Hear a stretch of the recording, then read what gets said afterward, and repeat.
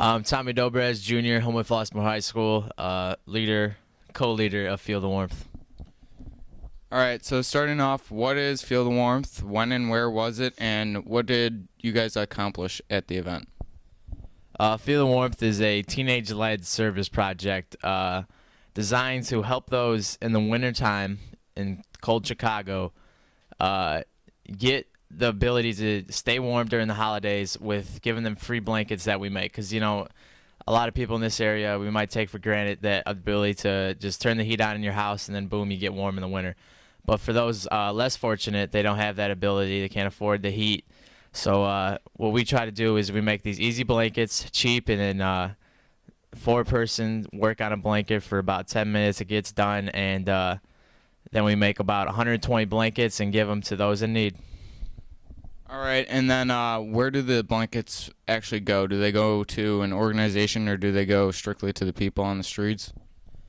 Well, there's multiple places we usually put them at. Last year there was a place in Chicago Heights where it's kind of like a free Christmas gift shop where the less fortunate go and they just pick out gifts for free, and we put our blankets there.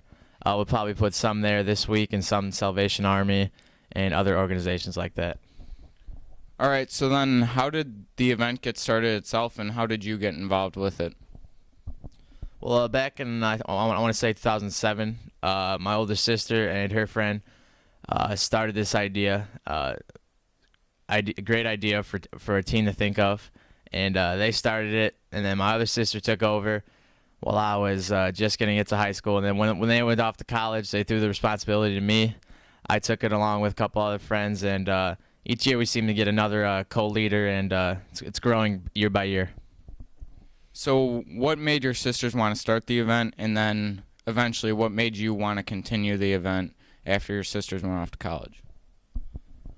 Well, my oldest sister was involved in a Teen Quest group, which is like teen leaders or something, service project over at church, IJP Church, and so they kind of were inspired to do something, her and her friend, and so they started it up, and then once my other sister took over and then she went off to college, I felt it was my responsibility, not only the family, but just in general, keep this great service project going, and I also had other friends, as I said, help me, so I felt comfortable continuing on with Feel the Warmth.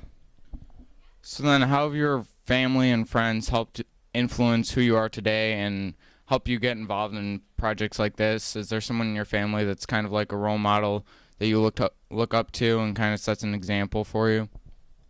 Oh, well, my older sister, Becca, she's really big into service in the community, helping the community, and she's the one who started this project, and she's a big inspiration when it comes to service projects and helping the community. And also, got a lot of friends and stuff into NHS that need service hours, so they're interested in helping the community and stuff like that. Why would you say that events like Feel the Warmth and service projects like that are important to yourself and the community? I think if you're not doing service now, you will end up, it's good to let the community know that we are thankful. We realize we are in great position. We go to a great school, and we're just very fortunate, and I think it's important to help out those who aren't as privileged as us. And also, the football team, I'm part of the football team, and Coach Buzz requires 10 hours of community service, and I think that's very important, and it helps the community know that we are thankful for, all the support they give us and taxes and whatever to help us have a team and get uniforms and ability to play football here. Is there anything in your life that's been that you've faced adversity with, or you've had a problem that you had to overcome?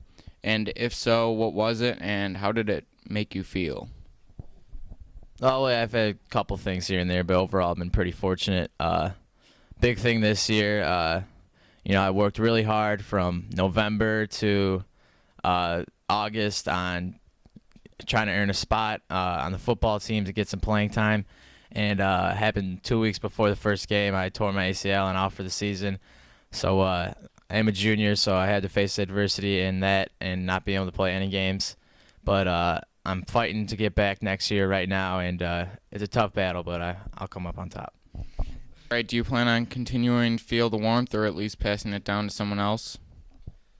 Oh yeah, definitely.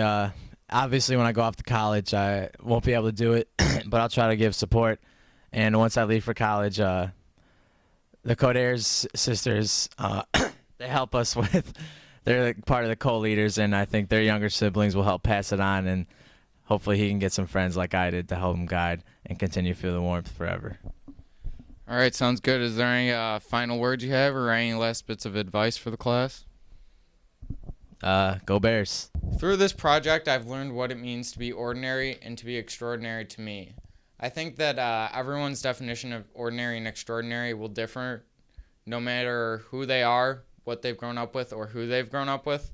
In Conrad Jarrett's case, he strives to be extraordinary, or he strives to be ordinary in the sense that he just wants to belong and feel that he's loved by the people around him.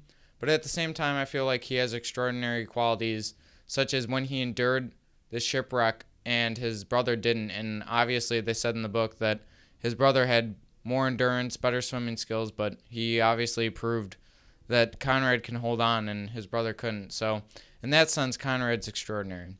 What this project taught me is that everyone, I think, has their own extraordinary qualities. Some just choose to use them, others choose not to. It differs from person to person, and some people show them more than others. Through this experience, I think that it was nice that we all got to interview someone that's extraordinary in our life, and we kind of all got to see how our views differ from person to person. So I think this project kind of shared some experiences with people and told them a little bit more about how everyone is extraordinary in their own ways, but also some people strive to be ordinary.